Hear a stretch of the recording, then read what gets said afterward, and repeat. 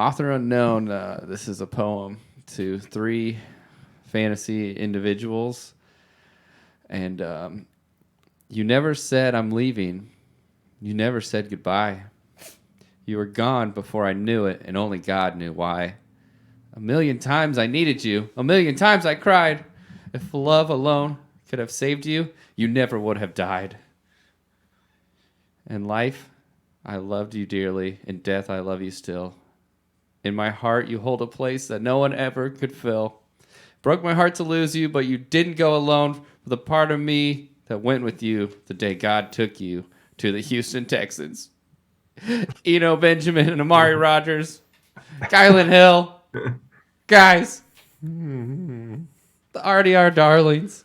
Oh, they're gone now. They're in a worse place than hell. They're in Houston. Yeah, it's hotter. And wait, did Kylan go there too? No. Oh, I was might like, as damn. well have. Probably, though. Larry Rountree.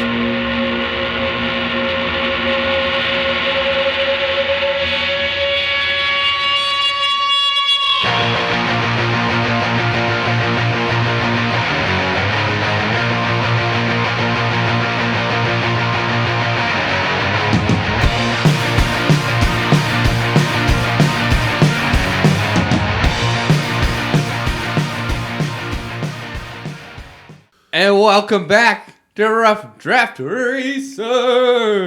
Welcome to an episode where we will be talking about 0 Houston Texans. 0. That's because we're getting into the top 12 at each position. Hell yeah. Oh, looking at that PPR The top style. 12, take them, leave them, extravaganza. That's right. Believe it or be a skeptic, you know. Yeah.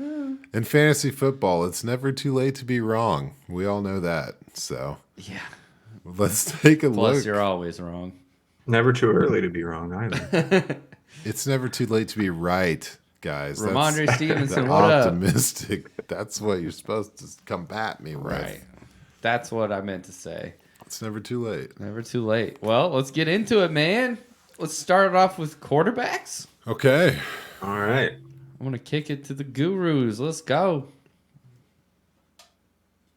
It's us, the gurus, man. No, I know, but which one of us is the quarterback guru? It can't be me. Okay. Can't be me either. Let's go for... It's definitely not me. I think we've figured it out. We need a 4th guru. Okay. Shotgun tight ends here. But, well, let's just get into it, guys. I mean, it is what it is. These names are pretty popping. The top guy is Josh Allen. Mm-hmm. And we don't really... I mean, you know, if you're alive and a fan of football at all, you're pretty much aware of what's going on with Josh Allen. Mm-hmm.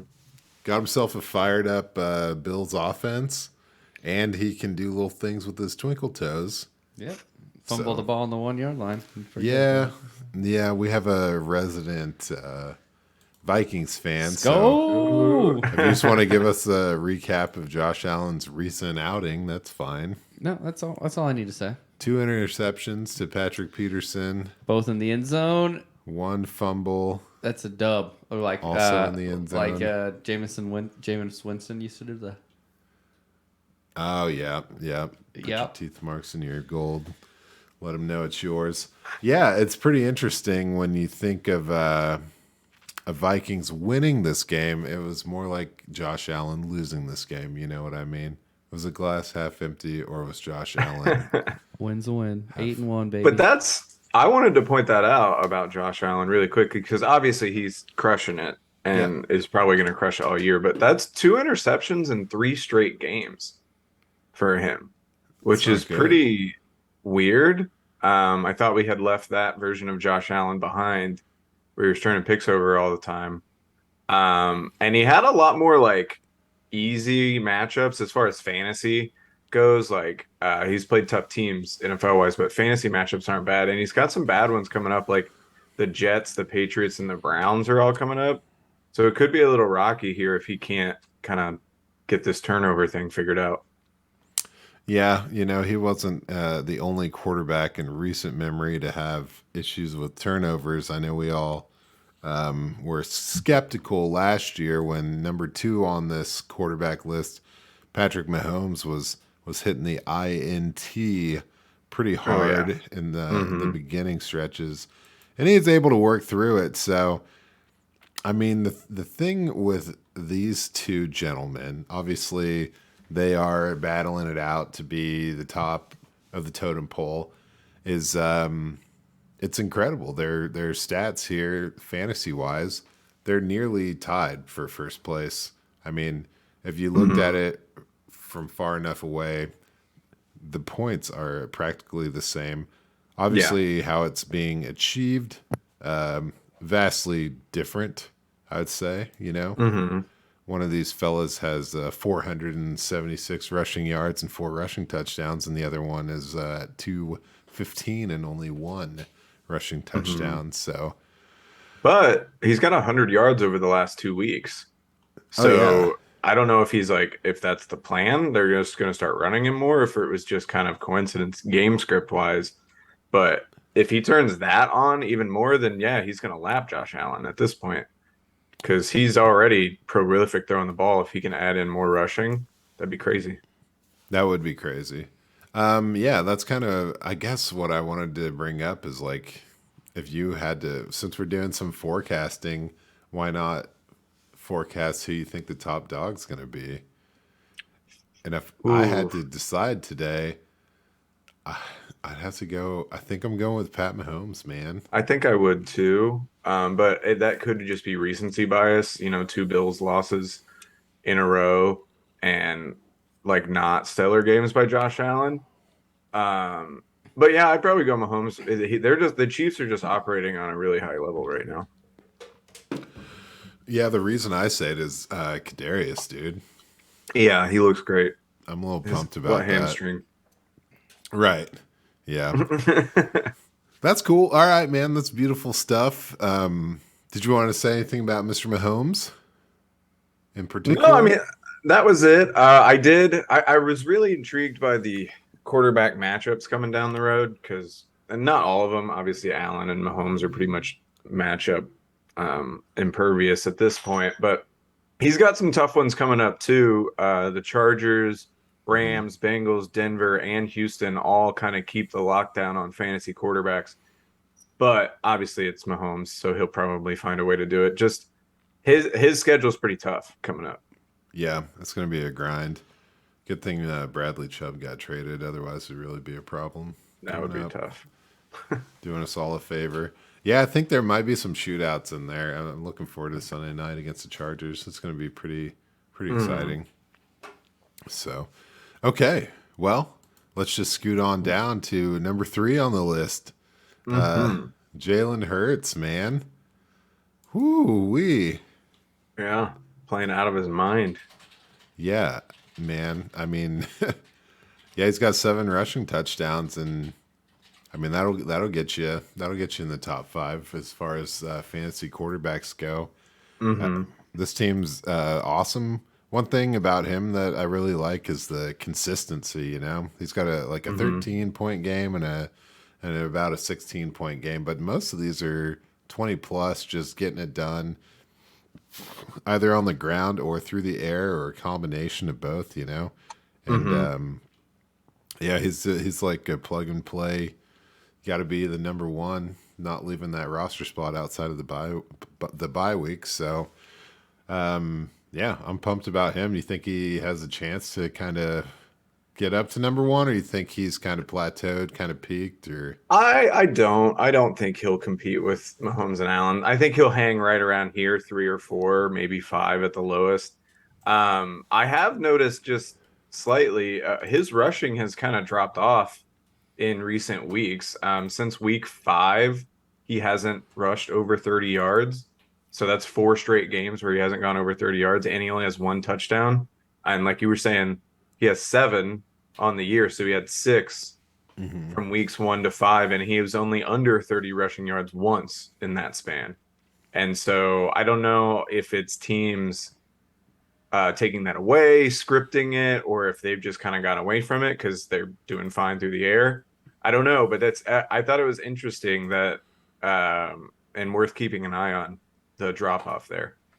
Yeah, watching that Monday night game, it seemed like when they were playing from behind, he was more in the Focused on scramble passing. zone, and well, yeah. Okay. Well, it was a weird thing. Like obviously the passing was going all right, except for AJ Brown had like one catch or something like that for 9 yards, and but it was like he wasn't going through his reads as much unless it was a for sure. Like the RPOs were just going to run quicker, and Oh, they gotcha. weren't really Okay. leaning on the running backs from what I could tell.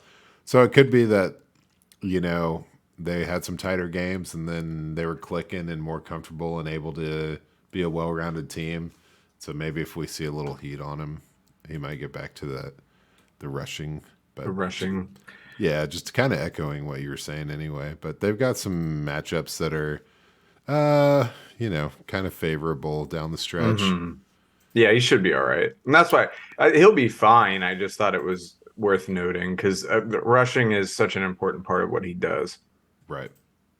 Speaking of rushing being an important part of what people do, look at number 4, Yeah. Justin Fields. Let's Ooh, go. baby. 3 Talk- weeks in a row. Talk about found money. You know what I mean? Yeah. Makes me feel good. I guess. I mean, it is what it is, but he's got what, one 200-yard passing game on the season. And Yeah. He's going to have to figure that out. But I mean, it's electric right now. He has 555 yards over the last 5 games. That's insane. And math wizards will notice that means he's averaging 111 yards per game Damn. on the ground and a touchdown in 4 straight weeks. Yeah. I mean, like, who cares if you can't throw if you're going to do that every week? Obviously, that's probably impossible, but Yeah. not sustainable. But it's fun. It's fun to watch, and maybe this makes him more comfortable, and then he can get more comfortable as a passer because he feels more at place on the field. I don't know. Hopefully.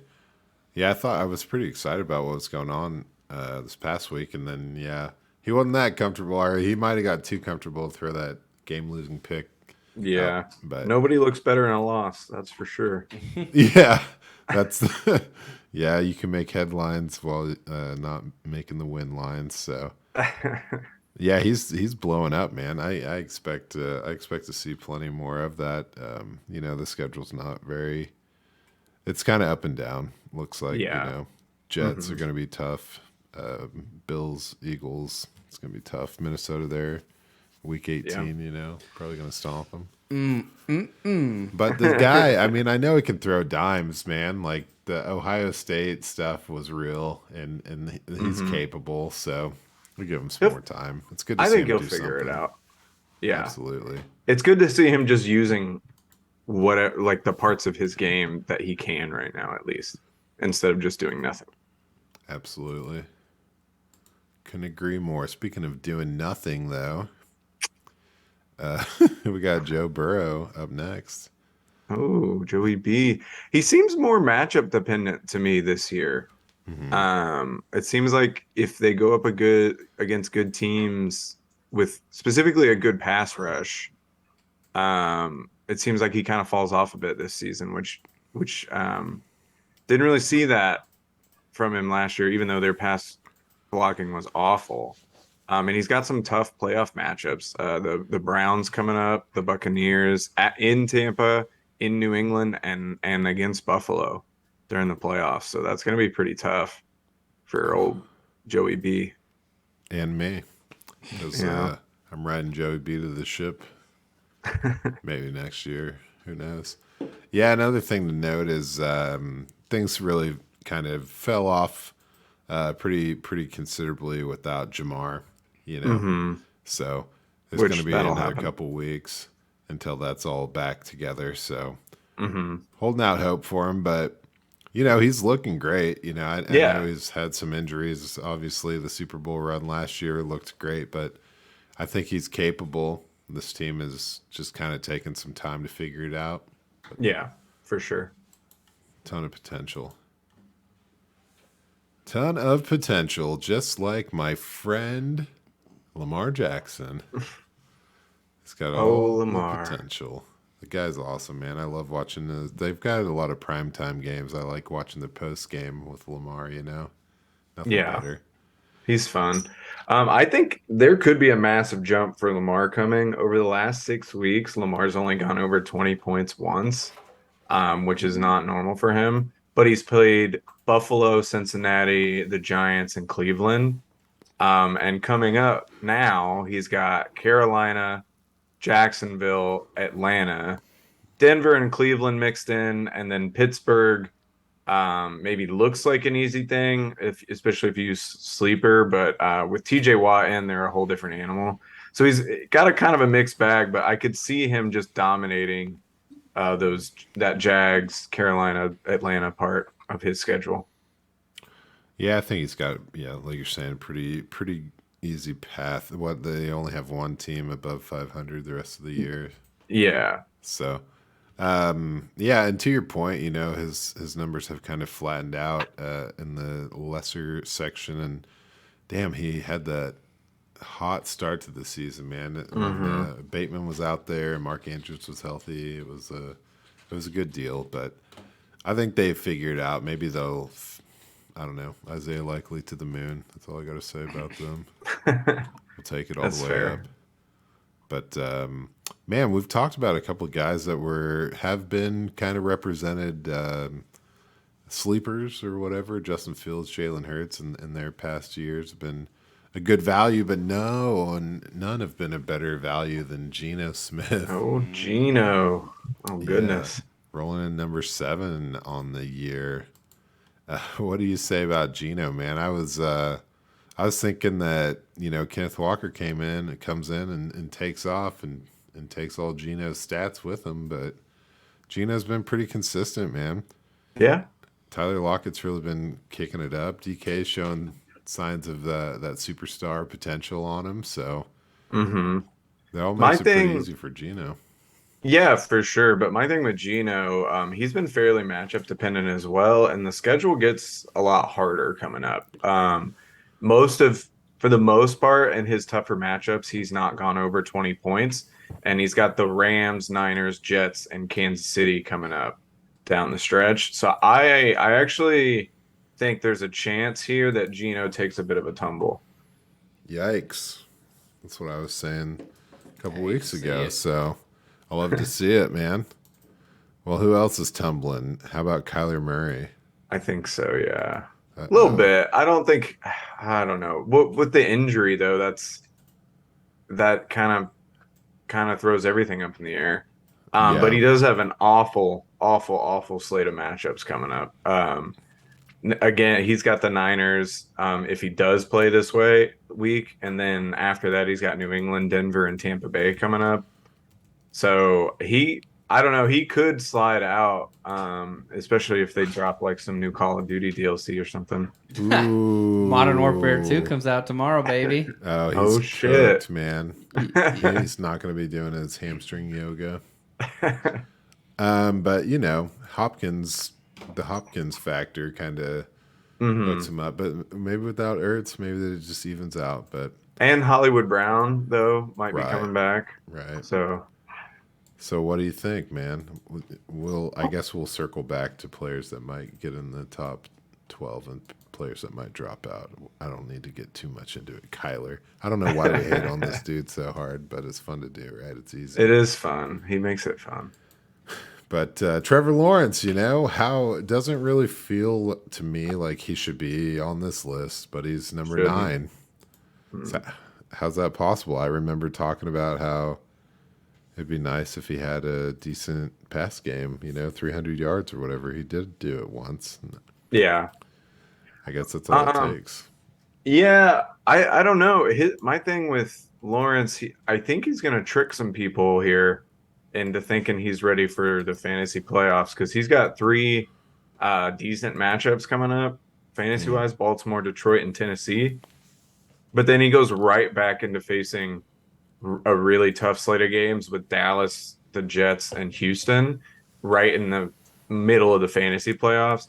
And in bad matchups this year, Lawrence has dropped games of 7, 13, and 9. Ouch. And that 13 was against Houston. So I don't know, man. Like I think he's just matchup dependent.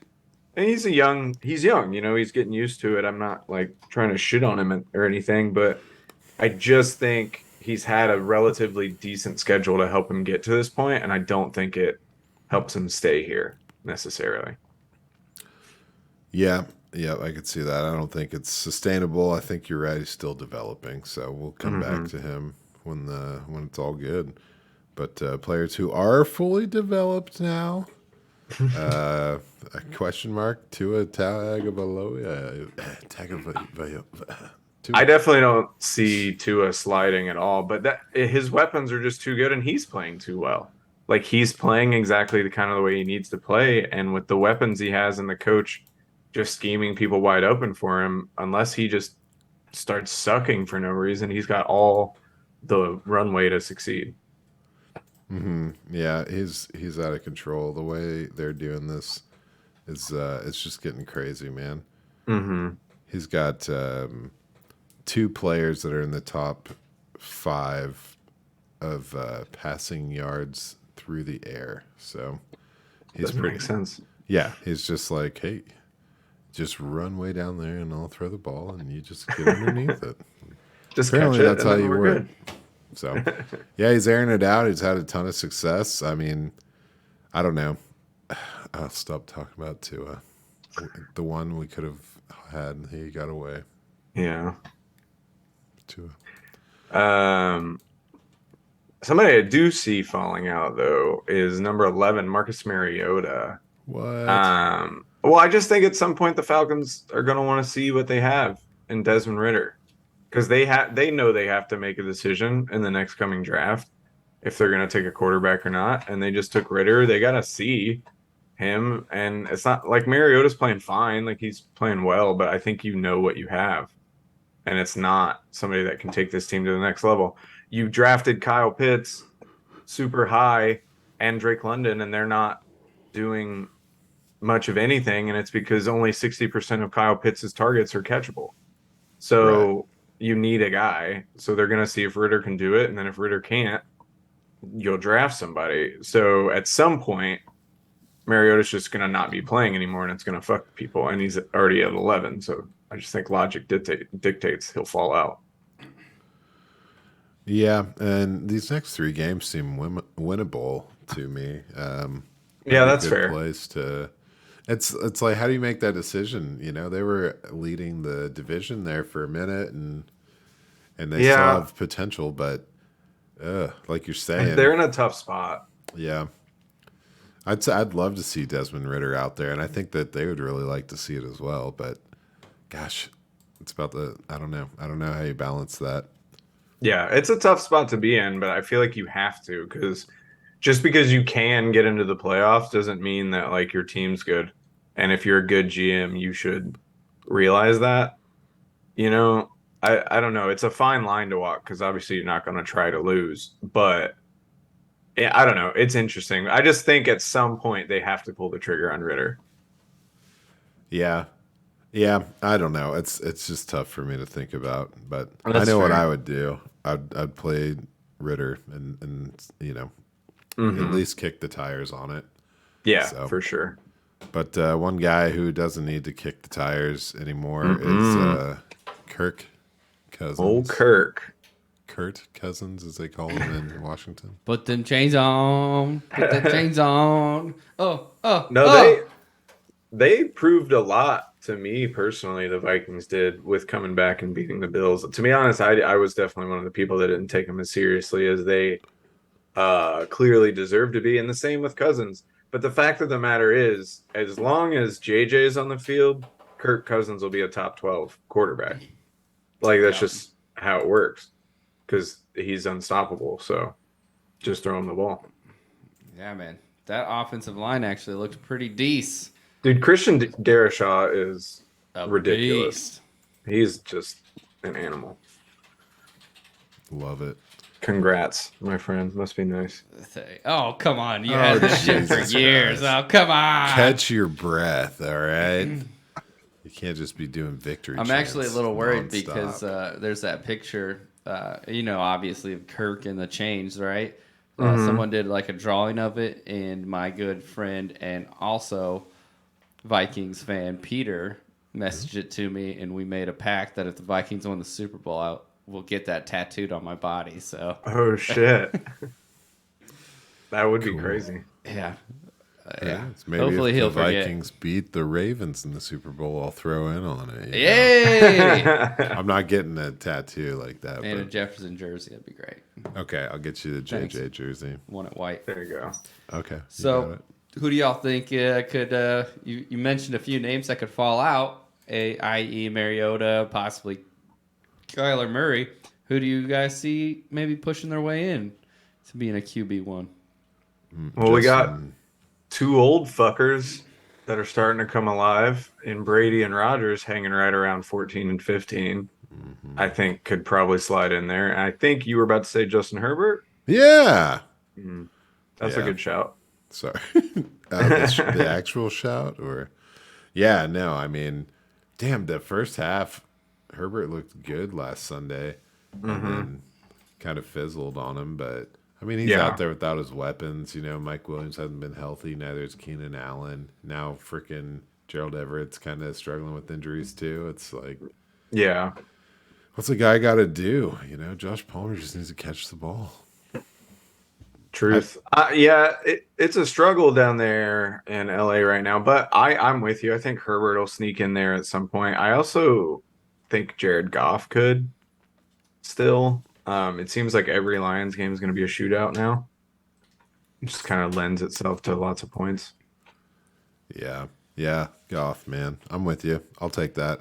I don't know. This is going to sound like some horse manure straight out of me, but the Broncos schedule is pretty juicy coming up, man. I'm just saying. Yeah, They got maybe. Vegas, and then they got the Panthers. They still got Kansas City twice, which they could put some points up. They got Arizona in there. I'm just saying. There's a chance. There's a chance. Russ did light up Vegas. There are a lot of really good matchups. I don't know. We could see it. I just don't want to root for him, so no. Okay. Well, then I let's- mean, you can. no, you no, can. no. Hell For no, my no. for No, my thanks. falling out, I have Mariota, Lawrence, Murray, and Gino, and going in Rodgers, Brady, Herbert, Goff. Okay, right on. Yeah. Well, I mean, the odds on who's wearing a Russell Wilson jersey at the end of the year, I'm pointing Christian Those due to might- our jersey league. Yeah, those got significantly higher this week. Yeah. All right. Let's ride. Let's Well, that was ride. why I that's why I texted you to check how the draft worked, because if I had to win a silly tournament at the end, I was not going to trade Devontae Adams. You know I wouldn't do you like that. on. So as soon as I found that out, I had to make peace with the fact that I'll probably be walking around in a Russell Wilson jersey. It's going to be a Seahawks one too, baby. Yeah. Oh, No, well, that would actually work because he's in the Pacific Northwest. exactly. So then people are going to be like, hell yeah, brother. Hell yeah, The brother. one that got away. But if it says "Let's Ride," it's a Seahawks one that says "Let's Ride." Oh, fuck. Then you'd be like, they'll just be confused. Well, That'd let's be ride our pain. way on to the running back position. Top 12. Let's go, boys. Top 12. Top 12. Yeah. All right. Well, I can take the lead on this one, I suppose. Go for it. Follow the trend of the podcast, I guess. Austin Eckler, man, fuck's sake, the king of my bad takes this season. Did you know that Austin Eckler has 21 more targets than Christian McCaffrey this year? I did. That's bananas. Also, when I said he's not going to score 20 touchdowns, he's just scored 10 in a 6-game span, so he's trying to make me look stupid. And he's getting 9 targets a game on average. So, what are you going to do? And there's no reason for him to slow down. Like you're saying now, Everett's dealing with injuries. You got Mike Williams down there. just everything's kind of going weird except for Austin Eckler, and so I just think he's got a clear path to the RB1 for the rest of the year. Mm-hmm. Yeah, he's got 81 targets, man, and yeah, what like no. This in PPR, it's done. He's locking it up. It's Yeah. ridiculous. So, let's see what's up with him. What's up with him? Basically, until he has someone else around to challenge his, he's like the alpha workload god. It's not supposed to be like this. You're not supposed to be the only guy in town and still successful. They're supposed to load up against you and prevent you from being that guy. And Yeah. if San Francisco can't do that, then who can? You know what I mean? Nobody. Exactly. Yeah, Austin Eckler's been an absolute stud this year. It's crazy. 2 years in a row now. Yeah, he's got 31 more rushing yards than receiving yards. So it's kind of like a 50-50 split on that, and it's pretty awesome, man. He's catching everything that heads his way, and he is the whole offense. It's pretty cool. I mean, It's impressive. He's getting to the point where he's like the new Christian McCaffrey. Yeah. Okay. All right. Okay. Yeah. I don't know. Yep. All right. Yeah. I guess so. Yeah.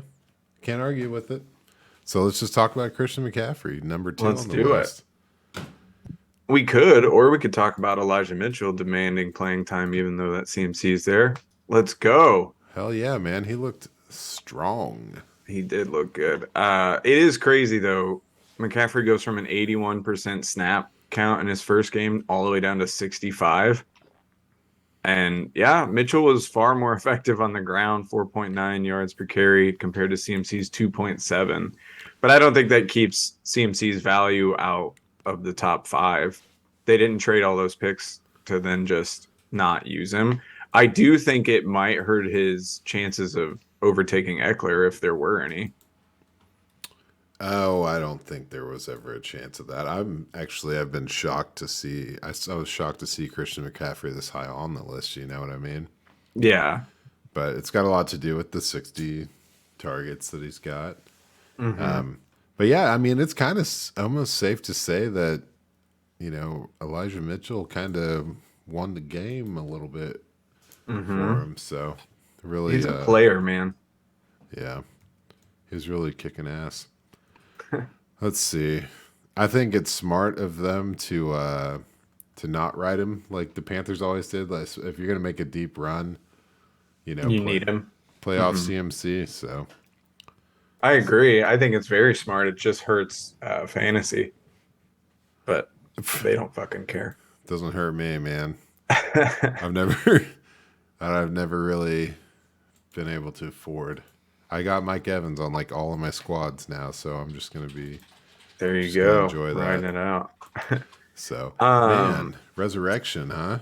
Yeah, super big resurrection for Saquon Barkley. Something I thought was interesting, his crazy rookie season that everybody talks about. Yep. This is Saquon's only year where he's never had a game under 10 points. He didn't even manage to do that in his rookie season. And he's just crushing it consistently. He looks great. He's staying healthy. And that's awesome. Like, as much as I've been the guy kind of pounding the table for the injuries and like, hey, he has these weird games where he gets under 10 points. The league is better when he's healthy and playing well. So I'm excited by it. I think it's a little weird that he only has 36 targets. That's only one more than Rex Burkhead. Yeah. Found that odd. That was kind of well, when you weird. have a high-powered receiving core like the Giants. Oh wait, what? Yeah, but the 4.7 yards per carry really carrying him through. Oh yeah, no pun intended. I still think that the touchdown number is a little low. He's got only 6 on the ground. Feels like that could come up. So I don't know. Is he the RB3? By the end of the year? Well, I'm just saying. I've been calling him the RB3 all summer. Oh yeah, It's he is. It's He is true. the RB3. We're gonna have You to cut have. the tape.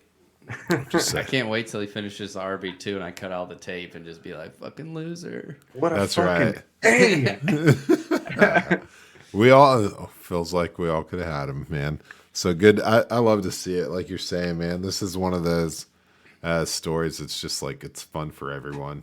You know, it'd be I cool if agree. the Giants weren't winning, mysteriously winning, but good for them and happy for them. So what's up, Yeah. dude? You didn't even change out the cereal box for this shit. Oh, I guess I should have. Well, they're both on there. I mean, but you got space Both for on. two cereal boxes. Yeah, I guess I could put it up. Maybe I'll do that next time. But we're talking about Nick Chubb, and honestly, I kind of messed up and did my rankings in standard format first, and then had to go back and do them in Oh, PPR. And maybe I should switch, man. Nick Chubb's never been out of the top 10 in standard ever since his rookie season, and he's the RB1 right now. Obviously, we're not doing standard, so he's the RB4, but he's averaging 5.7 yards per carry right now, which is bananas. And that's his career high, which I know you may be thinking, well, that would be anybody's career high, right? Well, Nick Chubb's never averaged less than 5 yards a carry in a single season. So it's saying something when he's setting career highs. His other thing right now, his career high for touchdowns on a season is 12 on the ground, and he's at 11 right now. So he's just having an unbelievable year where he just keeps finding the end zone. And I love that he's getting the recognition he deserves because he's just a fucking tank. yeah, it's he's finally not getting sniped, not getting vultured by Kareem Hunt, you know. Yeah, which is nice.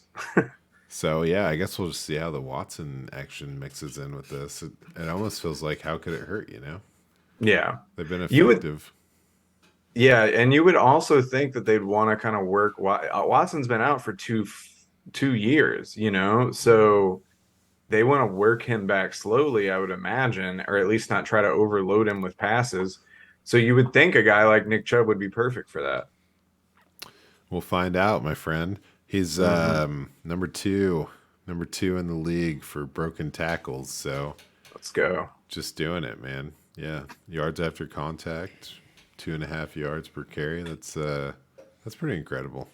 Yeah, he's a beast. Another beast who took an injury and said fuck that injury and fuck the fact that I'm old. Fuck it. Derrick Henry not caring being the RB5. It's been awesome that he's been able to come back from that injury, and I don't really see him slowing down. And he has a massive advantage when it comes to matchups coming up. Um, we've got Green Bay coming up on Thursday, Jacksonville after that, the Chargers, who are poor against running backs, and then Houston, who is also very bad against running backs. And the latter three, Jacksonville, Chargers, and Houston, are weeks 14 to 16. So right there in your playoff mode. So yeah, I see Derrick Henry. He could kind of challenge the top three here for sure. Oh yeah, man. I'm excited. Sorry, I don't know how to convey my excitement without doing a full stop on the momentum here. But yeah, Derrick Henry is doing Derrick Henry things, and is the only show in town, man. So it's like a Hmm. reoccurring theme, right? Like what else is going on in New York? There are no wide receivers. Eckler, same deal. We all know the Nick Chubb story, and then Derrick Henry. It's kind of like a Hmm. pitiful passing game there. So turns out if you're the man, you're the man. You can make it happen. Get after it. So Uh, Another guy who was getting it after it way more at the beginning of the year, um, Josh Jacobs hasn't quite reached the peak that he did from weeks 4 to 7. But they do play Denver this week, and it's a team he dropped 35 on last time. But Josh Jacobs, RB6, he's got a pretty tough schedule coming up, specifically in the playoffs. His week 14 to 17 matchups are the Rams, Patriots, Steelers, and Niners, which is not great for anybody. And this, I don't know what to do with this. Maybe you guys can do something with this information. It was just something I noticed. If Josh Jacobs plays 79% of the snaps or more, he's averaging 31 points per game. If he's under 79%, he's averaging 10.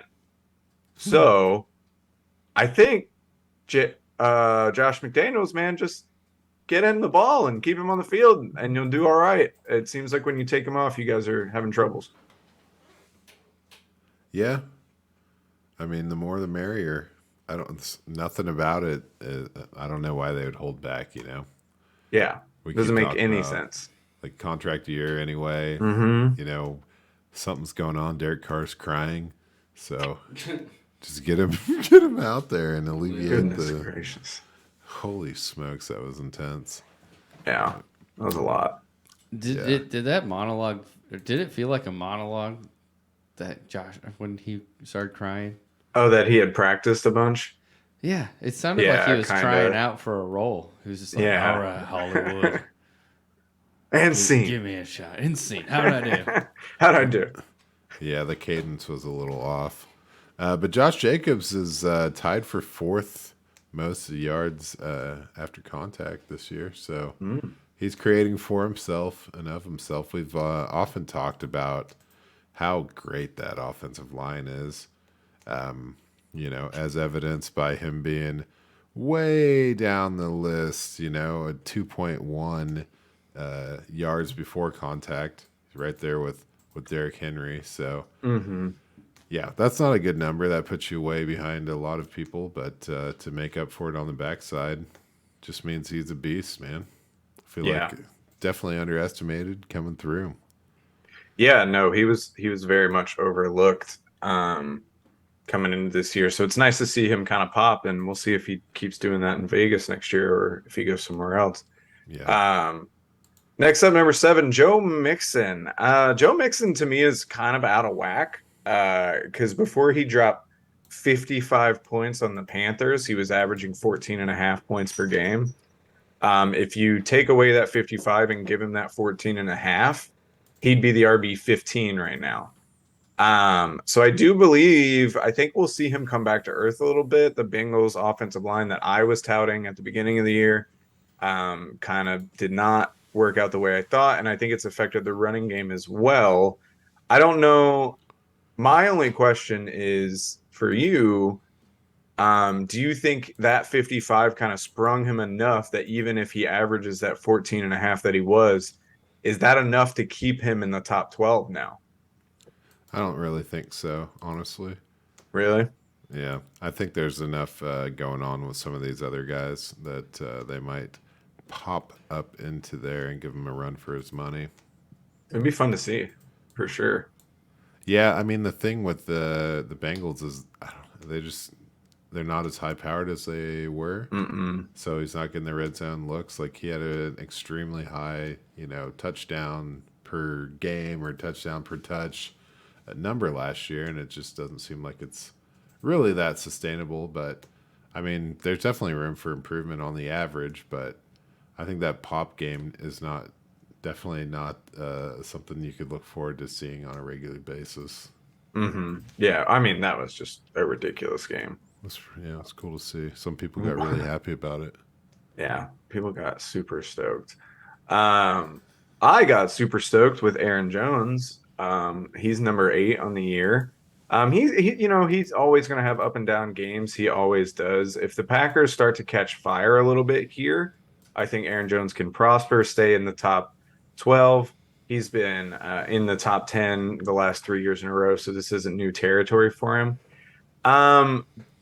Going against him, though, we've got the schedule coming up. Tennessee's good. Philly on deck after that. And then in the fantasy playoffs, we got the Rams and the Vikings.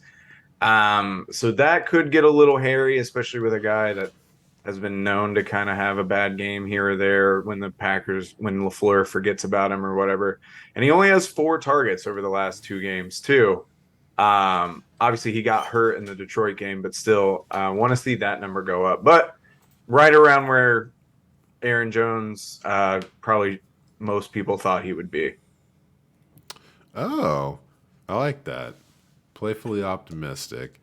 Yeah.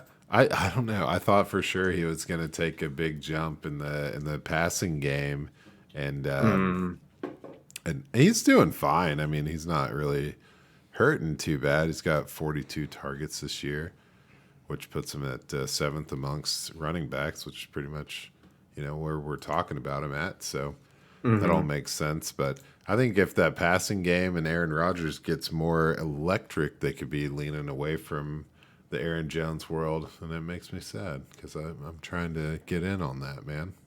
That's Trying to ride true. the And wave. my thing is if the offense starts cooking though, Aaron Jones just finds his role within it. If they're not going to start running him, they'll start throwing it to him more. Right now, they're not throwing it to him as much, but he's running more than he usually does. So he always finds a way to get involved. So I think even if Rodgers comes alive, I think Jones will be all right. Might maybe fall into like 10 or 11 area, but I don't think he goes much farther than that. Okay, all these dudes are lucky Brees Hall got hurt, man. That's They'll be true. getting kicked the fuck out of here. Brees Hall would So, be like Brees Hall might be fighting Barkley for that 3 spot right now. yeah, on the average, he's ooh, yeah, he was at yeah about 10th. So that's all right. Whatever. Next year, find me in the streets. Someone else you'll find in the streets next year. Yeah, Leonard Fournette, number 9. Have you guys ever seen snap percentage flip so suddenly on a top 10 fantasy RB? Pretty Week much anytime 9, I trade a guy. that's fair.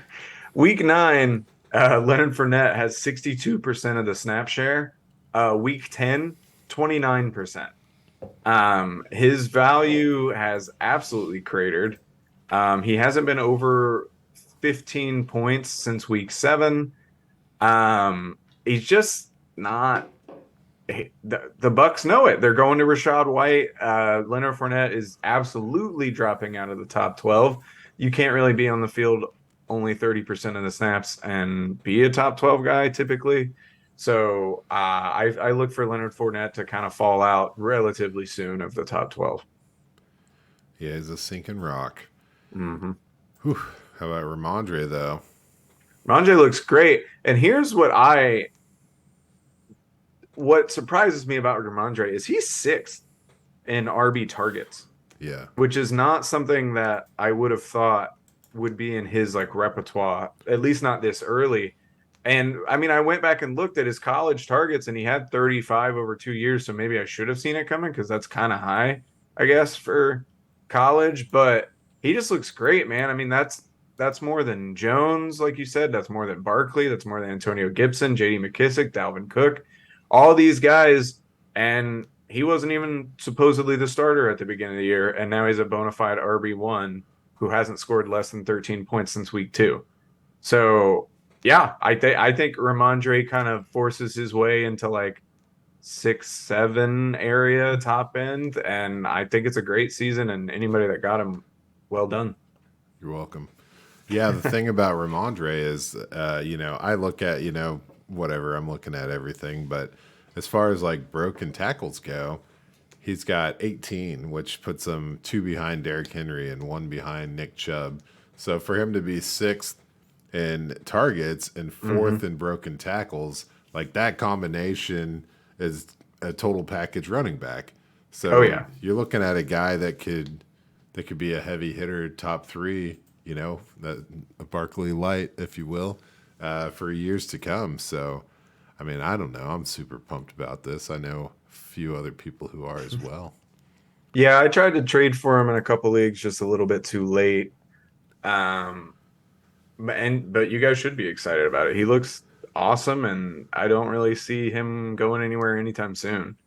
Um, somewhere in who still looks good, but I do maybe see going somewhere sometime soon. Dalvin Cook is still cooking around. He is Still cooking. the RB11 right now. His home run ability keeps him in the RB1 conversation every week. We saw it last week. He broke off that touchdown that, I mean, they basically had to score that fast for them to be able to pull that comeback off. And he's added 17 targets over the last 3 weeks, which is awesome. I'd like to see the passing yardage number get up from that though. 17 targets for 64 yards in 3 weeks isn't really that great. And he has, as far as schedule goes, he's got 3 tough matchups coming up. He's got Dallas, New England, and the Jets.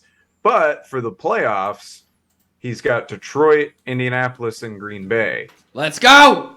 So Dalvin Cook could be a pretty Where are we going? pretty nice little fantasy running back piece if you want to. If he's on a team that isn't so good in your league and you can try and go get him to push for a championship, I think it'd be a good idea. Yeah, man, this is the last ride, or I think so. it's Yeah. like I remember just coming into this season. We were talking a lot about how 27's the death age, and what's going to happen. There's got to be turnover with these kind of older running backs at the top, and these guys are like, no, We're good. maybe that age average gets closer to 28. You know what I mean? Maybe we got something to say about that. And yeah, Dalvin's looking good. That offense is dynamic. It's pretty legit. Sure. So I'm looking forward to seeing more of it. And now that they beat the Bills while AJ was at my place, I think he's got to come over for every Oh shit. Minnesota game. Yeah, and I just got to watch him conference call his buddies to watch them cry tears of joy. That's gonna be a lot of fun. It was a lot of fun. It's pretty legit. Speaking You should of see my game DFS, though. traditions that we're gonna have to keep up now that are kind of weird and awkward. So I wore my Amari Rogers jersey for the Packers Cowboys game. And that's the first time they won. That was the last jersey I could put on for the year. It was the only one I hadn't tried on. So now I have to keep wearing that one till they lose again. Just tell everybody even though he's not on the team. Tell him it was Aaron Rodgers' rookie number. It was his rookie number. It's fine. It's spelled the same way. Tell him that's the number of MVP candidate votes he got or something. Jesus. Speaking of dynamic, you were talking about the Vikings offense there. Travis Etienne, very dynamic. Since taking over the snap share in week 7, Etienne is averaging around 20 points per game.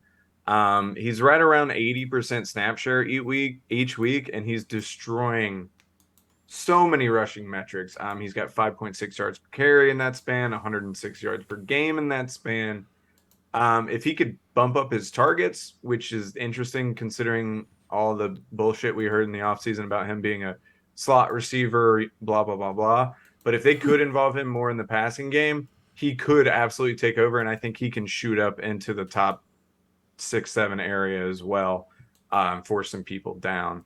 But that rounds up your top 12. Anything I would say about ETN there, Dan? Yeah, I think the sky's the limit. A phrase I like to say quite a bit. But as soon as James Robinson got shipped out, I mean, and that team is somehow becoming more dynamic offensively. And like we said, Trevor Lawrence is developing, but he's not like, he's not the leading the pack so much. There's still enough breathing room for Travis Etienne to get in there and crush it. He is 6th, in the league in broken tackles. He's got 13, considering he was splitting time and sharing the workload there for a while. That's pretty impressive. 31 targets. It's kind of like he's very much surprising me. I always kind of had him as like the outside run kind of guy. I didn't think he could handle between the tackles and be a full service bell cow. And he's proven me wrong, man. I think he's going to climb up this list. And I think he's going to have a pretty solid career. So my B. Hey, man. I can't make fun of any takes you got wrong. This has been a bad year for myself, I think. But so of that, I think there were 2 names that we kind of toyed with falling out: Leonard Fournette and Joe Mixon, right? Was there anybody else? Yeah, that's about it. Okay. I'd say so. Well, go ahead. I think the competition is stiff. Yeah, go ahead. Oh, I was just going to say I have a few names of people that I think could sneak in here. Alvin Kamara continues to dominate even without the Saints' help and the Saints being bad. He's at 17 points per game almost. I know you said you didn't want to talk about Texans, but Dameon Pierce is in there. He looks electric. He's just outside the top 12, although Eno in the house now. Let's see if that throws anything off. A lot of people are scared. Hashtag. And then Kenneth Walker, Doak Walker, hasn't been below double digits since he took over for Rashad Penny after that injury. So I think those three names are the guys that I'm looking at to kind of take over. And so for me, I think it'd be out Fournette, out Mixon, in Kamara, in Walker. Yeah, no, that's I'm with you 100% on that. I don't want to throw any shade at my dude here, but I could see Damian Pierce edging out Dalvin down the stretch. Yeah, I can see that as well. No, Sure. just because all that shit's going through the air, dude. They're a pass first offense. So, Yeah, but Dalvin just needs one, baby. well, and Dalvin's get that competition for targets with Hawkinson though. That's something you got to think about. No, for sure. So, I mean, 13th, not a bad thing to be. Speaking of Hawkinson, Oh, let's roll into tight ends. But let's, instead of the top 12, do the top 6. Because we're talking tight ends here, boys. okay. Well, half the top 6 are on IR. So, Yeah. We'll cut them out.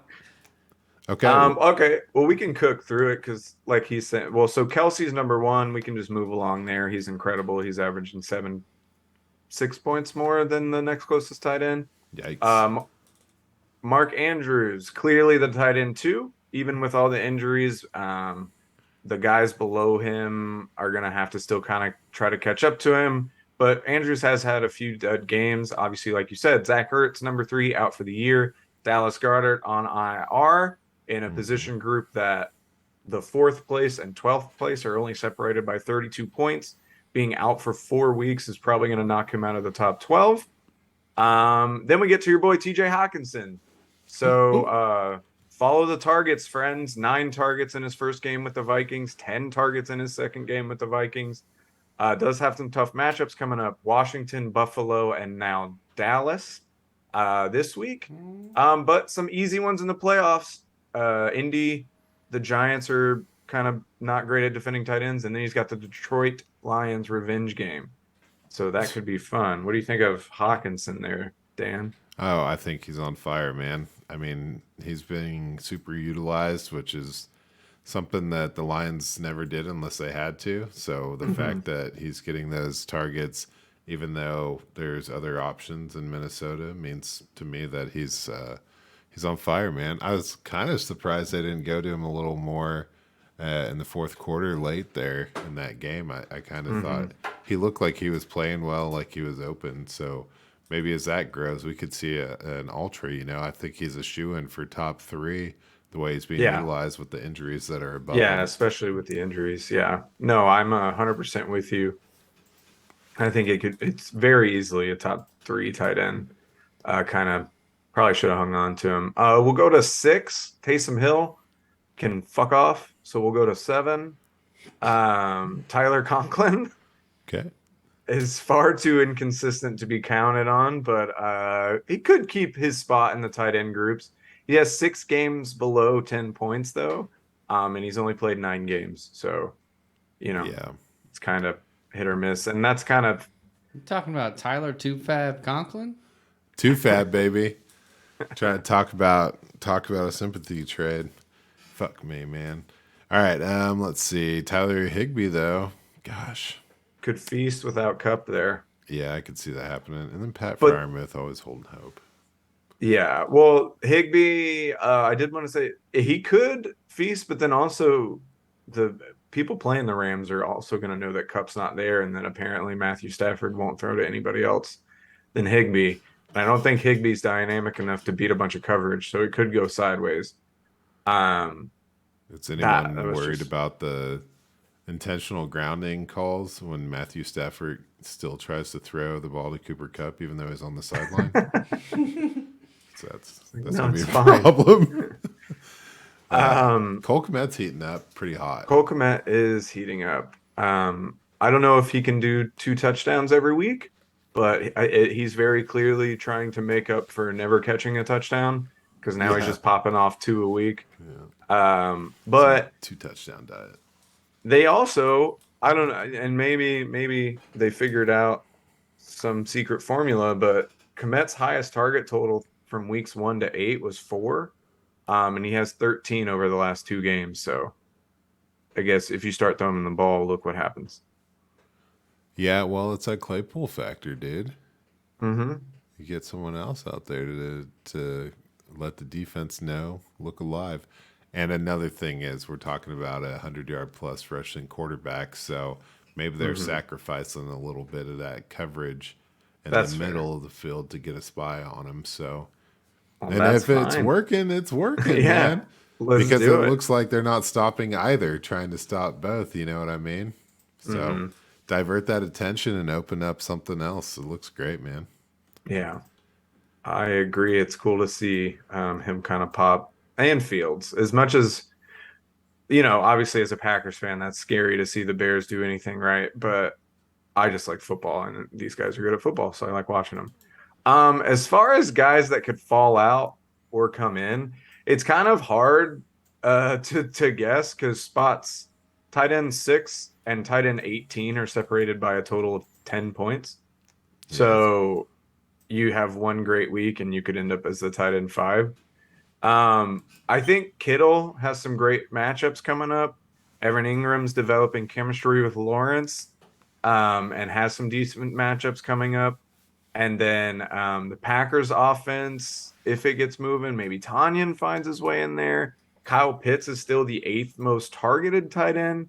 And then Hayden Hurts has been fairly just consistent, if not spectacular, at getting around 10 points each week. So for me, I took out Ertz, Goddard, and Taysom Hill, and I put in George Kittle, Evan Ingram, and Hayden Hurst.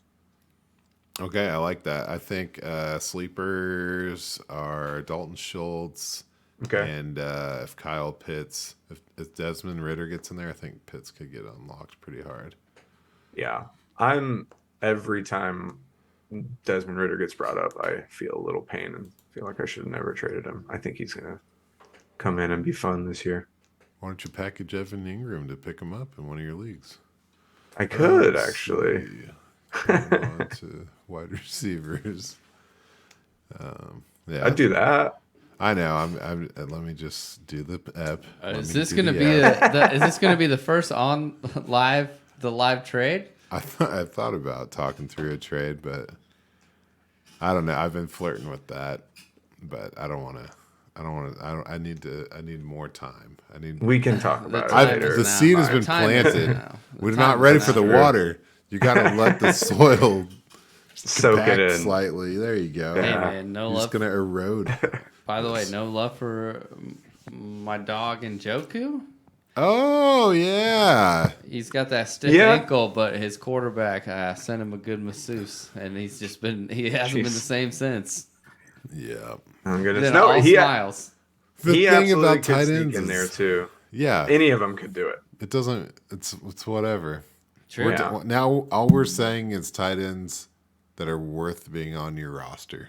Pretty much. You know what I mean? Because any of them could be top 12 by the end of the Yeah. year. Well, that's what's funny. If you got Trey Dallas McBride. Goedert, What about Trey McBride now that Yeah. Fields is out? You know Trey what I mean? McGodd. I love it because Good it's like pop. Dallas Goddard. You're like, I would rather start him and keep him on my roster than start any other tight end that's out of the top 6 right now. Anyway, let's go on to receivers. Yeah. Let Let's you take go. this, Dan, the wide receiver guru. That's right. That's me, the wide receiver guru. And Hmm. they got some popular names in the house, man. You Yeah. talk about some consistency, some continuity. They're going nuts, man. We got Tyreek Hill, number 1. Ooh-wee. Now, you might say, well, Tyreek hasn't had his bye yet. You know, maybe there's something to that. Well, even if you go the average, he's still number 4. So give it to him. He's making things happen. I don't know, man. It's weird being like a Chiefs fan and talking about Tyreek because of all the shenanigans of the offseason. But he's coming through with it, man. He's got his 14 yards per catch, you know. That's as good as he was ever doing in Kansas City. And the targets, dude. He's got 106 targets through 10 games. So that puts him up there at 170, 180 targets on the season. That's better than Gonna he's get ever wild. done, man. And the crazy thing is he's only got 4 touchdowns, right? So there's a potential that he could keep climbing the ladder, man, and keep producing at a higher and higher level incrementally. He did fine, kind of without Tua. I mean, he still made things happen. So he's kind of looking quarterback proof. You know, despite the changes that they've made, this is still not a running offense. So Jeff Wilson in the house might be able to help a little bit, but He looks good. there's nothing you can do. It's Tyreek, man. Like, okay. So the Yeah, dude's gonna eat. It's wild because the Dolphins are also they're 13th in passing attempts, which is, Right. like it's average, but they're third in yards and touchdowns. Yeah. And Hill is clearly their first option. He's averaging 4 more targets a game than Waddle. And yeah, he's incredible. He's going to keep crushing it. He'll end as like I personally think Stephon Diggs, who we'll talk about in a second, will end up as the wide receiver 1 this Interesting. year. Him or Jefferson. So I think Hill ends up kind of falling to 3, but I think he stays right in this area all year long. Yeah. I mean, you say that, and I think you have your reasons, but you can't take anything away from Tyreek. You know, I was mentioning earlier that Tua had, some pretty good air yards passing numbers. And, to Tyreek's credit, he has nearly 800 of them. So when you when you have 80 yards, per game through the air, like you're gonna kick ass no matter what. Like for sure. Some of these guys aren't even getting that many yards per game, period. And he's getting those before that even touches his hands. So he's lighting it up. If you don't think that's sustainable, then I could see him slipping a little bit. But we'll get into that. His schedule coming up is a little up and down. He's got the Texans, which probably shouldn't be too big of a deal. No, I wouldn't assume so. I don't think it's not sustainable, but you said it yourself. If you average what he's doing right now, he'd be the 4. So I don't think it'll change. I just think he'll After the bye, he loses that. Yeah, like #1 once he spot. loses that 1 game advantage, he'll be hovering right around 3 or 4. Okay. I'm with you. So yeah, down the stretch, he's got some competitive defenses to mingle with. The Jets, who amazingly are doing quite well. San Fran, Buffalo, and New England, So that's just a rough division, but it's second round through that division. And, some of his worst games, low mid-teen point production has come from those matchups. So yeah, we could be looking at the second half of that. But forget Tyreek, man. Forget a cheetah. We're going to move on to our namesake, man, to the big happening around this town. Must love Diggs. Must love MLD. Diggs. Must love Diggs. Yeah, Stephon Diggs, man. He is number 1 in the average and number 2 season total. And this guy's amazing. I don't know, man. I'm enjoying watching Stephon quite a bit. We talked about Tyreek's only got the 4 touchdowns. Well, Stephon's got 7. You know what I mean? And he is what it is. He's got 100 targets so far. So he's on a similar target pace as Tyreek. And he's pacing up where he's been the past couple of years. Every season with Buffalo, he's at 160 plus. Right now, he's rocking that 13 and a half yards per catch. It's just all good, man. It's all good. He's got a thing going. And now this team, it doesn't probably feel good to lose to Minnesota for him. So he's probably going to be, he's going to be ready to kind of beat up. Hey, it didn't feel good for us either, man. He's going to be us. Felt amazing. Yeah. How many Diggs jerseys you got, man? I got 1 and a lot of cards. All right. Was that one you got purple? Yeah. Okay. All right. So So had he's a red got one. Cleveland. Don't you have a Bills Stephon jersey? Yeah. Yeah, I do. All right. Hey, and okay. it's Who you red, buying so to? I wear it in Kansas City when he plays the Chiefs. Let's go! Confusing people. You wear Priest Holmes jerseys and when they play. Oh yeah. Well, Anyway. we were at the game. That's different. That's fun. But yeah, Go I'm ahead. 100% with you. Diggs is crushing it. No games under 10 points. He's only been under 10 targets 3 times this season. His schedule does tighten up a little bit. Cleveland, New England, the Jets, and Cincinnati all coming up. But I think he's pretty matchup proof at this point. Yeah, it's good to look down the row and see all 20-point projections. Mm-hmm. That's how you know it's good. But he's no stranger to being at the top. He's a number 3 wide receiver in 2020 with Buffalo, and he's looking to repeat, man. So Yeah. I've been wondering in my mind because I've got like a single Stephon share out there in the world, and what is the possibility of someone trading Stephon for Justin Jefferson right now? Like I know Justin Jefferson he's number 3 on the list. He's next up, but he holds like such this untouchable dynasty value. But if you think about the way Diggs is playing and the consistency, is it wild to think that their value is almost equal despite the age gap of 5 years? See, I guess it would just never be equal because of the age gap. Yeah. Even if they're putting up the same amount of points, now you know that Justin Jefferson's going to do it for 5 more years, or in theory, he should. At the very least, he'll do it for 5 years longer than Diggs. So I think from that angle, I don't think it could ever be. But to your point, Diggs's value is insanely high and should be closer. I think Justin Jefferson, again, to your point, does get put on this ridiculous pedestal that he should be on, but it's an untouchable pedestal that, like, I think if you actually got some trade offers in, people would trade him for more than or less than they think they would. You know what I mean? Mm-hmm. Yeah. And you definitely can't do it right after that game. Yeah. No, that game in which he had 193 yards, 16 targets. Is the most valuable receiver in the league right now. Yeah. It's crazy. I think if you took Justin Jefferson off the Vikings, they would look so different. And he is just on a completely different level for how much he can impact the game. It's really fun to watch. It's super impressive for sure. Just playing out of his mind. Well, yeah. Even if you watch the game, he also had 2 catches inside the 5-yard line that the Vikings didn't score.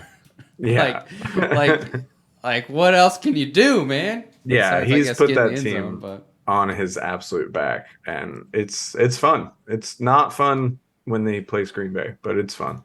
I love it. Yikes. Okay, that's a conversation for another time, We'll see you in week 17. Woo! Yeah, some of those catches he made were, we're not the only people talking about those catches. That one didn't even make sense. The OBJ-esque one, that like physics didn't make sense on that one. There's no way he should have been able to hold the ball in his hand and it not touch the ground. He learned that move from Josh Palmer. Must have. Palming that shit. I don't know. No, he's incredible. These guys are untouchable.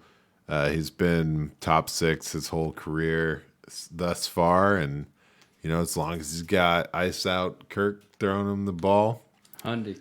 gonna be good. Imagine if Josh Allen was throwing him the ball. Shit, man. He will be in like probably 2 years. That'd be cool. Let's just do this. The pipeline. So yeah, what are you gonna say about Justin Jefferson or really any of these guys? They're unstoppable. They're incredible, and they're hot potatoes. Gotta grab them. What the hell does that mean? All right, Cooper Kupp's next. He's number 4 on the list, and he's also on IR. That sucks. So I would point out that if you took everybody's averages and just did that for 4 more weeks, he'd still be 11. If he is able to come back right after 4 weeks, I think he is a shoe-in to either take his spot back or at least finish in the top 12.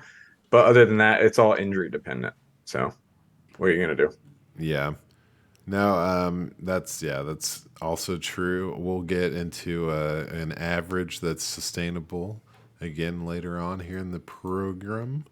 But yeah, it's a single tier. He was the only thing good going on in Los Angeles, period. Yeah.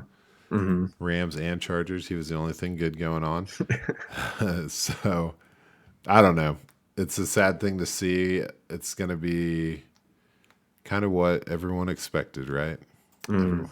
He's been missing games since he was a young man. Now, I rostered him in 2018. I got burnt when he got injured. So I've been avoiding him this whole time, knowing that he was going to get injured again. And it finally happened. You did it. I avoided him, and it cost me nothing. No. It's a great story. You hate to see it. We'll see what happens on this team. Hmm. I'm not optimistic, man. I almost put in a Mm-mm. waiver for Tutu Atwell, but Damn. I'm like, I don't think so. Like, I still think it's just going to be a slow motion. Yeah, too bad they don't have any of their picks, right? Yeah. FM picks, bud. They'd be Fuck feeling 'em. good right now. Yeah. Yeah. You said I Pretty ended good. up with Detroit Mm-hmm. on that Stafford deal or whatever. Mm-hmm. That's going to be looking pretty here in a minute. Yeah, Yeah, that'll let's be see nice. if Van Jefferson, maybe he'll get in the top 12. No, not a chance. No. Next up is Devontae Adams, you know what I mean? And that's kind of been a fun thing to keep an eye on, Hmm. just because of the feeling a little bit of like disappointment. I'd say there's like somewhat of a feeling of disappointment with the Raiders in general, Hmm. despite the fact that they're producing a Josh Jacobs level performance and a Devontae Devontae Adams. Adams. Yeah. Yeah. It's crazy because it's bled over into some people's opinions of Adams, it seems like. Seems like Adams is getting like undervalued in a lot of places. Even though he just goes out and averages 20 points a game and is the wide receiver 5 on the year. It's just weird how that can happen because the Raiders suck. People are associating that with Adams when he's only had 2 games below 10 and one below 14 other than that. And so he's just having a hell of a year. I had to trade him away. It was real sad. Yeah, and it could be recency, if you start him in week 8 and got that The one 1 point. Yeah, catch. that's Yeah. fair. But yeah, people, they forget. Some of the worst defensive teams or worst performing teams produce some of the best fantasy assets. And it's Hmm. because things like Brandon Cooks and the YOLO or like the only thing in town or the garbage time or you got to aim for the stars when you're playing from behind and he's still one of the best wide receivers in the league and I mean Derek Carr is definitely on the top half of NFL quarterbacks, right? You you would know think. I guess top 16. Shit. He's around there.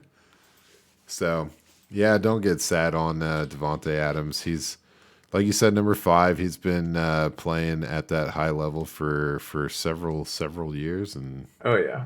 just got to keep it rolling, man.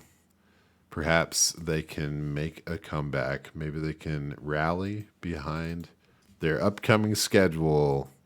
Nope. Denver, Seattle, the Chargers, the Rams, New England, Pittsburgh, San Francisco, and Kansas City. So it's kind of a rough road, but there Hmm. may be some potential to be playing from behind. It would be fun to see him play that Seattle game. I feel like those teams are kind of like similarly matched as far as just not really awesome, but also showing sparks. So we'll see. The Raiders have been some close losses. Let's not count them out. What am I saying? Fuck the Raiders. Here we go. Another Dolphin on the wide receiver list. Pretty crazy. Yeah, no one's too surprised considering he lit it up his rookie year. But Jalen Waddle, here we go, number 6 on the list. And like I was saying, they haven't had their bye week yet, so he gets a little elevated here. He would still be in the top 12 easily. Mm-hmm. So it echoes basically back to what we are saying about Tyreek. They've got a ton of air yards going on, and it's just clicking. They're not really running the ball so much. But like you said, they're not really overly passing the ball. They're just having a lot of success, and the efficiency is pretty high. I do track the more than 8 targets per game. I haven't talked about it tonight. A lot of these guys have pretty much all their games of 8 or more, but Jalen Waddle only has 3 such games. So the fact that he's still able to have this level of success, despite not overly being targeted, he's just making it work. It comes down to the 17 yards per catch and having 6 touchdowns. Yep. So He's crushing it. Some other stats that are up from last year. You mentioned the 17 yards per reception. He's also at 6.1 yards after catch per reception, which is pretty impressive. That's up from 4 last year. And then his average depth of target is up too, from 7 to 11 this season. So if you add all that shit up, he's just eating chunks of yards every time he touches the ball. And it's led to him, like, he doesn't need, like, he's 14th in the NFL in targets, and he has 75, which in some offenses is what the number 1 receiver has right now. But he's just efficiently breaking off plays, and it seems like nobody can stop it right now. Yep. Miami, dude. That whole division is just kind of like. Did you see if the playoffs started today, all 4 teams in the AFC East would be in? Yeah. That's wild. East I meets kind of want to West. see that happen. You do? It would just be interesting, I guess. It'd be cool that happened once. I wouldn't want to see it all the time. Who's on the bottom? Is that the Patriots? Yeah, Patriots, Bills would be the 6th seed, Patriots are the 7th seed, Jets are the 5th seed, and the Dolphins would have been the 2nd or 3rd. Man. Buffalo, dude. That's crazy. Oh, well. 2-game slide. Hey, man.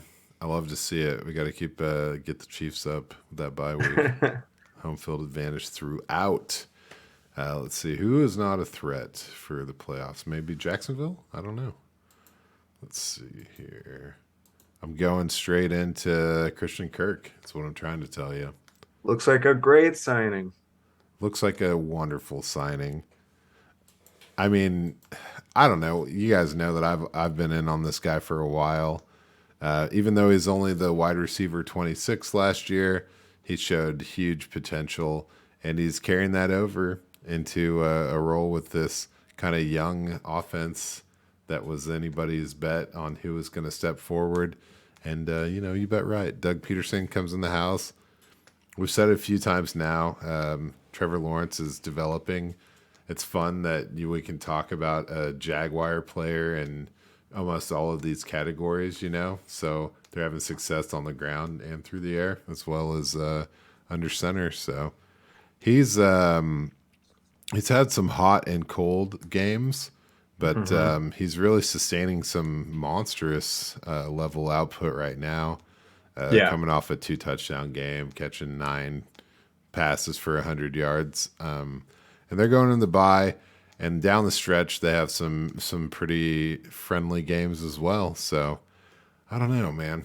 You think that he's going to stick out the top 12? Yeah, I think he'll hang in there. And I mean, he's just efficient and reliable right now. He's averaging less than 100 yards per game, but Right. he's tied for 2nd in the league with Diggs in touchdowns, and he's 8th in catches. So he's just reliably there when Lawrence needs him. And I saw a stat earlier where he's just absolutely dominating in the red zone, like 30% target share. first in targets, first in receptions, first in touchdowns, I think. And so I don't see that stopping. He's got more targets than Deontay Johnson, DJ Moore, DK Metcalf, Mike Evans, Jalen Waddle, Terry McLaurin, and they're not just going to stop throwing him the ball all of a sudden. So yeah, I think he'll probably stay in the top 10 unless something goes sideways. Yeah, I agree. I'm pretty stoked about it. You think that he can sustain this after Calvin Ridley joins the team next year? I think so because they play different roles, and it's not like his target share is wild necessarily. I don't know. I'd like to see it. It makes me hesitant because honestly, I've been thinking about trying to trade for him, but I don't know what to offer because of that exact reason. Whenever Ridley's back, what are we doing Right. with Kirk? But he could help you win this year. That's for damn sure. Yeah, no, he's stomping some holes, man. I think that he's got great potential next year as well. I think that, like you're saying, they have a complementary skill set that can really. Hmm. I mean, if anything, it might. I don't know. He won't be hyper targeted, but the efficiency and the success will still be there. So it just depends on if Trevor Lawrence can sustain, the workload through two alphas, Yeah, essentially. Which I think there's which plenty of potential for that. he should be able to. Yeah. All right. You heard it here first. What about CD Lamb, man? CD Lamb.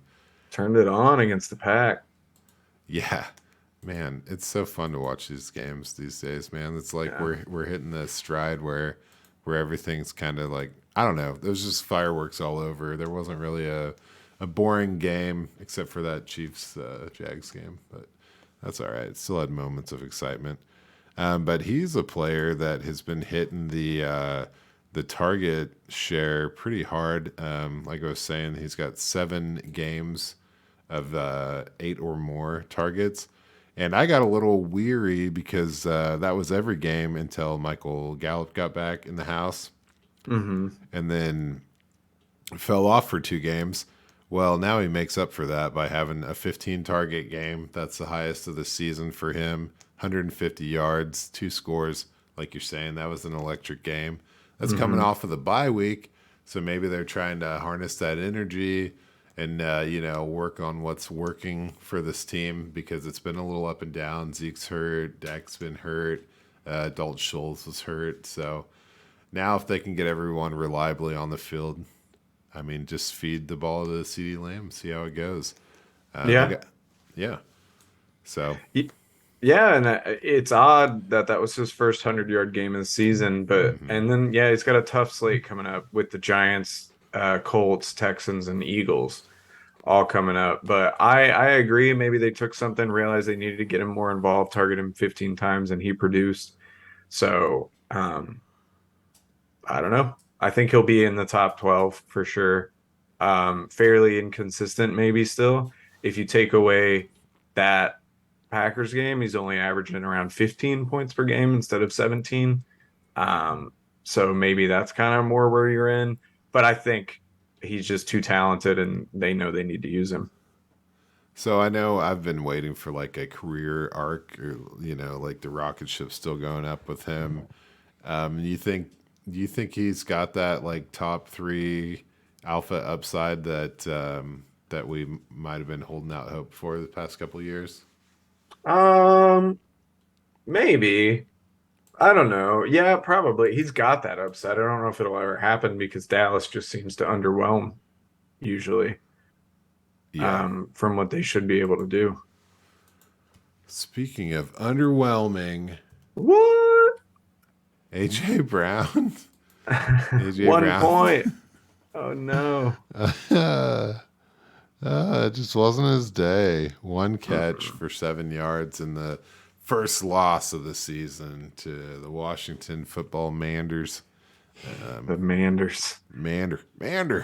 Yeah, man, Brown dominated earlier in the year with mostly good matchups, but he's got a lot of bad stuff coming up. Indy, Green Bay, the Giants, Dallas, all in the playoffs, and he's I don't know. It's crazy to me that I feel like all year he's been getting hyped as this unbelievable wide receiver one, and CeeDee Lamb's been disappointing, but here they are averaging like the same and have the same amount of points. He's also just kind of inconsistent. 2 games under 10 compared to CD's one. Um, I don't know, just interesting. Not as dominant as a target share as these other wide receiver ones either. Only 13 more targets than Devontae Smith, but Eagles don't throw the ball a lot either. So it's just interesting to me. Yeah, I think you're kind of nailing it. You know, when they have pretty much endless options as far as what to do with the ball, and Hmm. Devonta Smith, it's like, fuck, it's not always going to be coming his way. I do think the loss of Dallas Goedert's going to put him in a Probably. more. He's going to be that kind of have to play a more physical role to represent that, Hmm. which he's kind of a shoe in for. But he was another guy. He's only got 5 games of 8 or more targets. So, like you're saying, he's not getting the target share consistently. So, Yeah. so there's always room to expand, room to grow. But that's also true for Tyler Lockett. I don't know why I tried to make that a transition. It didn't go very well. Tyler Lockett is doing great, man. What year is this? I What are we don't know. doing? I don't get it. I don't understand. And I got, I don't know. I traded for him, so I guess cool for me. Yeah. But it just doesn't feel true. You know what I mean? It's because it's not. He's got one more game played than everybody else, but he's averaging the least amount of points as everyone else in the top 12 right now with 14. Um, he's only had one game where he's over 20 points, only 2 games where he's finished with double-digit targets, and the Seahawks are third or 22nd in attempts and 13th in yards. And like I talked about with Gino earlier, they're about to start getting a tougher schedule. So to me, Lockett's a consistent flex play, but I think he finishes outside the top 12. Absolutely. Like what are we talking about here? Good job, Tyler. Hell So we're of a just, career, though. oh yeah, he's doing great. Um, I just don't understand what's going on in Seattle, but Yeah, you it's can't weird. argue it. You can't argue with it. So next up, we got Jamar Hmm. Chase. So this guy's missed several games, Hmm. 3 weeks, and he's still staying up there in the 11th spot. So that's why you're kind of mentioned about Cooper Cup, and if you look at the average, he could still maintain. Well, that's like Jamar Chase is like keep my seat warm in the top 12 because Oh, yeah. coming back for it in a big way. Yeah, So the rumor is he might be back for week 12, so this would be the last week he misses. So if he gets knocked out of the top 12 this week, I bet he's right back in it after week 12. yeah, absolutely. I mean, he was just doing easily sustainable stuff, right? It's only like 13 yards per catch. He was just being hyper targeted. He was Hmm. scoring. He was getting the dynamic work. And like we're saying, Joe Burrow really clicks hard. He's always going after his buddy Jamar, and Hmm. maybe could even help out my Joe Mixon managing friends. So, what can you say about Jamar until he gets back on the field? We just gotta wait for a potential, whatever you want to call him, third, fourth, fifth best or most valuable dynasty wide receiver in the league. He's up Probably there. third, second, Third. third, second. I'd probably put him second personally, but I'm a big Chase guy. Okay, I didn't know with Diggs and Devonte Adams up there, and you know Just the age, man. isn't Like it they're fun? similar level, but like I want the guy that I can have for 10 more years. Yeah, that's why we'll be talking about Chris Olave in this conversation next year. Ooh, yeah, we will. Fun. But let's not spoil it too soon. Top 12, let's go. All right, all right, all right. Mike Evans. Ooh, Mike Evans. Is that it? Mike Evans, number Yeah, it's 12. him. It's Mike Evans. Love me Trying some to Mike Evans. figure out his situation. They've had a relatively easy schedule as far as fantasy production goes. He's been okay, 15 points per game. That includes a 30-point week. The Bucks are second in attempts. Evans is 13th in targets.